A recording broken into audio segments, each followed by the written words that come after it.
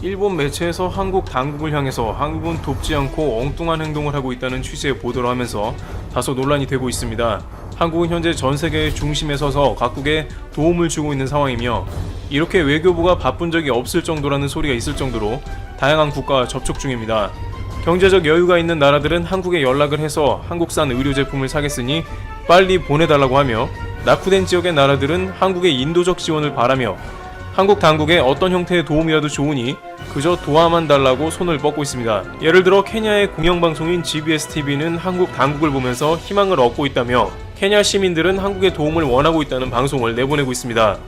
그런데 정반대로 일본 당국은 한국에 도와달라는 이야기를 하는 것이 아니고 한국은 현재 반일 운동을 하고 있다는 독특한 메시지를 냅니다. 일본의 주간 신조는 사설을 통해 한국은 유럽의 독일과 같이 이탈리아와 프랑스를 도와가면서 한 팀이 되어가는 모습이 아니고 아시아도 그렇게 한 팀이 되어가면 좋지만 오히려 반일 운동을 하고 있다고 나무라고 있는 것입니다.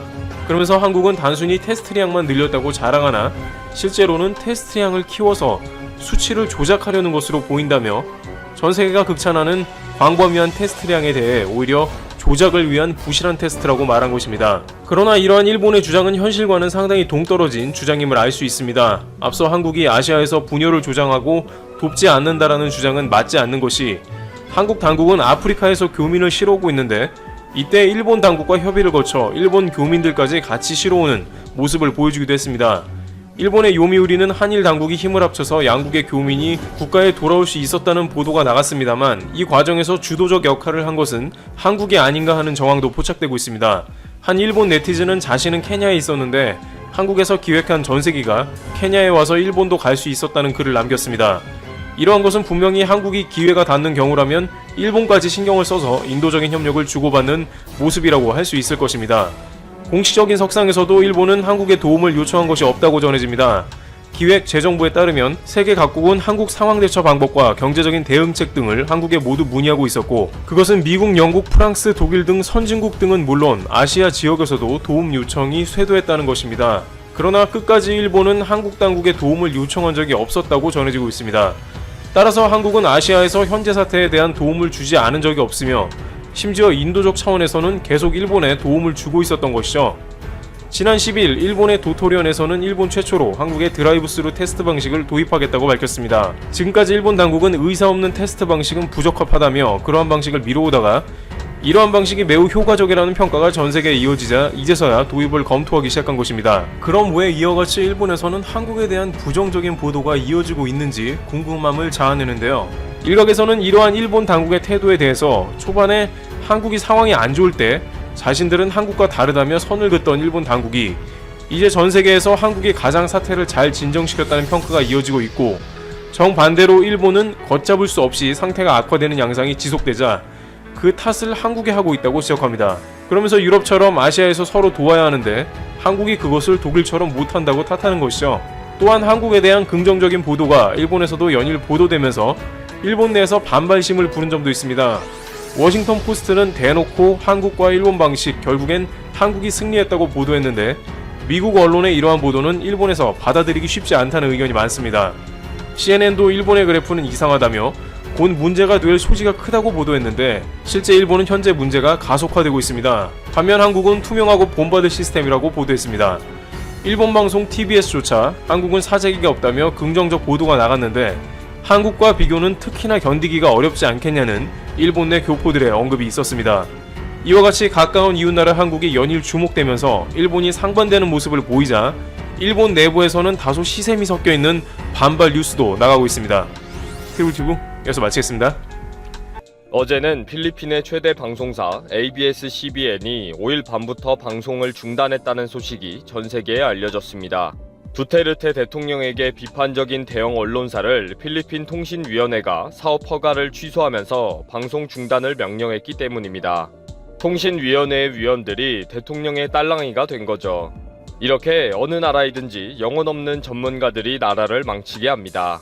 지금 일본도 마찬가지입니다. C19 사태를 해결하기 위해 의료 전문가, 보건정책 전문가 등을 모아서 회의체를 구성했는데 이상합니다. 지금은 이 전문가 회의가 아베의 딸랑이 역할을 하느라고 일본 국민들의 생명을 가지고 장난친다는 것입니다. 결국 일본 언론과 국민들이 폭발했습니다. 아베는 5월 4일 비상사태 선언을 5월 31일까지 전국을 대상으로 연기하기로 결정했습니다. 아베는 이날 기자회견에서 도대체 PCR 테스트를 왜 확대하지 않느냐, 큰 소리를 친 1일 2만 건을 못하는 것은 능력이 없어서인가, 하지 않으려고 한 것인가 라는 질문을 받았습니다. 이에 아베는 테스트 능력을 올리고 있다, 그동안 열심히 했다 라고 대답했고, 이에 일본 언론에서는 정확한 데이터를 언급하지 않는 아베라는 식으로 비판이 이어졌습니다. 아베의 성의 없는 말장난에 분노한 일본 언론들과 국민들은 이어진 전문가 회의의 발표에 또 경악했습니다. 5일 전문가 회의의 회의 결과를 발표한 오미 위원장은 일본이 PCR 테스트를 확대시키지 못하는 이유에 대해 변명을 많이 했습니다. 일본은 한국처럼 메르스를 겪지 않아서 사전 대비가 전혀 안 되어 있었다. 보건소 근무 직원이 애초부터 부족했다. 직원들이 방호복이 부족해서 적극적인 테스트를 주저했다. 중증 환자들을 우선으로 할 수밖에 없었다. 의료 붕괴를 먼저 생각하지 않을 수 없었다. 등의 이유를 언급했는데, 이 모든 내용은 5일 방송의 토론 프로그램에서 강력한 비난의 대상으로 도마에 올라왔습니다. 지금까지 뭐 하다가 이런 소리를 변명이라고 하냐는 거죠. 솔직히 전문가 회의는 정확한 판단 근거를 아베 정부에 제공하고 있는 것이 아니라 아베 정부의 실책을 변명하는 집단이 아닌가 싶다 라는 비난까지 쏟아지고 있습니다.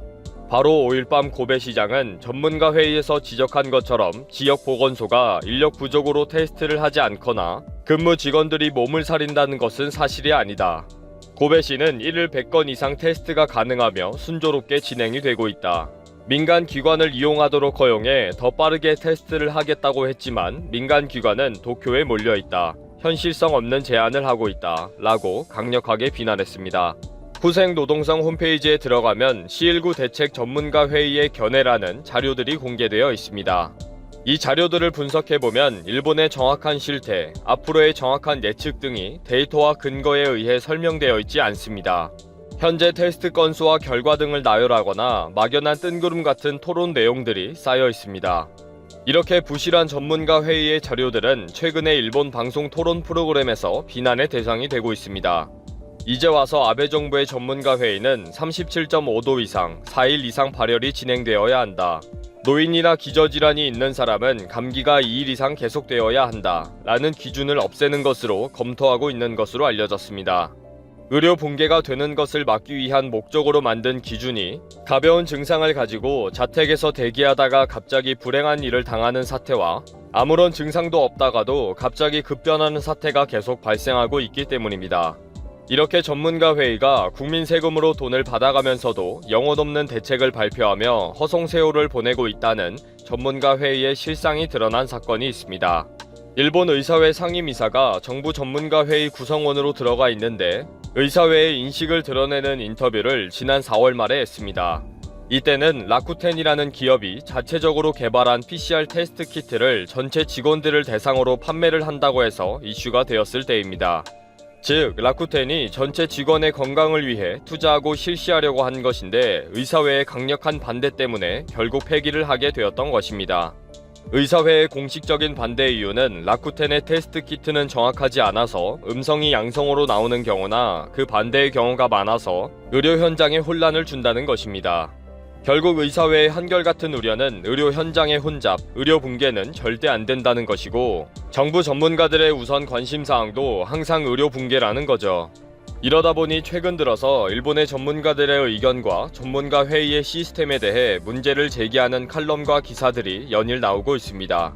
미국의 전문가들과 질병예방통제센터 등은 구체적인 데이터로 명확한 근거를 제시하고 효율적인 방안을 제안하고 있다는 것을 쭉 소개하고 있습니다. 사회적 거리두기나 도시 봉쇄, 강제 휴업 조치 등도 분명한 격리와 치료를 위해 정확하게 제안하고 있다는 것입니다. 그런데 일본의 전문가나 전문가 회의는 많이 이상하다는 거죠. 일본 국민들의 생명을 위해 일을 하는 것이 아니라 아베 정부와 의료 현장의 논리를 합리화하는 일에 우선하고 있다는 것입니다. 그러다 보니 전문가들의 의견이 전혀 전문적이지 못한 논리를 전파하는 일에 주력하고 있다고 비판을 받고 있습니다. 도쿄 도지사와 후생상을 역임한 마스조의 요이치 씨는 전문가 회의를 강력하게 비난했습니다. 전문가 회의가 일본의 현재 실태를 감추고 있다는 것인데 실표 재생 산수를 비공개하는 것에 의문을 제기한 것입니다. 독일은 최종 판정자가 16만 5,745명이고 불행한 일을 당한 자가 6,866명이며 실효 재생산 숫자는 0.76이라고 발표하고 있다는 것입니다. 매일 실효 재생산 숫자를 발표하는 것은 한 명의 최종 전파자가 평균 몇 명에게 전파를 시키냐는 지표로 이를 기준으로 확대되는 중인지 종식되고 있는 중인지를 판단할 수가 있는 매우 중요한 수치라는 것입니다. 그런데 일본의 전문가 회의는 이 숫자를 계속 숨기고 있다는 거죠.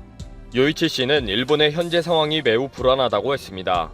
도대체 아베는 몇 달 동안 뭘 했는지, 또 지금은 무슨 생각을 하는지, 도대체 어떻게 하려고 하는지에 대한 의문을 일본 언론에서는 묻고 있습니다. 참 신기하고 이해가 안 되는 사람입니다. 아무런 대책도 없이 왜 저러고 있는지 국민들이 아우성을 쳐도 눈만 꿈뻑거리고 있으니 말입니다. 그리고 그 밑에서 같이 눈만 꿈뻑거리고 있는 전문가들은 왜 그렇게 많은지, 아베는 전문가에게 책임을 미루고 전문가들은 영혼이 없고, 이것이 일본의 현실입니다.